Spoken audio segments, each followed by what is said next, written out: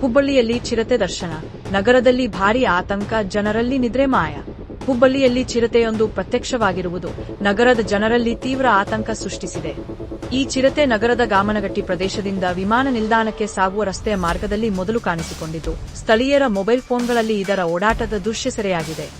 ಇದೇ ಚಿರತೆ ಗೋಕುಲ್ ರೋಡ್ನ ರೇಣುಕಾನಗರ ಪ್ರದೇಶದಲ್ಲೂ ಕಾಣಿಸಿಕೊಂಡಿರುವುದು ದೃಢಪಟ್ಟಿದೆ.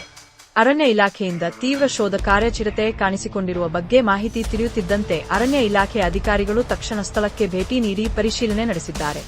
ಸ್ಥಳದಲ್ಲಿ ಚಿರತೆಯ ಹೆಜ್ಜೆ ಗುರುತುಗಳು ಪತ್ತೆಯಾಗಿವೆ. ಕಳೆದ 4-5 ದಿನಗಳಿಂದಲೇ ಚಿರತೆಯನ್ನು ಸೆರೆ ಹಿಡಿಯಲು ಅರಣ್ಯ ಇಲಾಖೆ ಅಧಿಕಾರಿಗಳು ವ್ಯಾಪಕ ಶೋಧ ಕಾರ್ಯ ನಡೆಸುತ್ತಿದ್ದು, ಕಾರ್ಯಾಚರಣೆ ತೀವ್ರಗೊಂಡಿದೆ.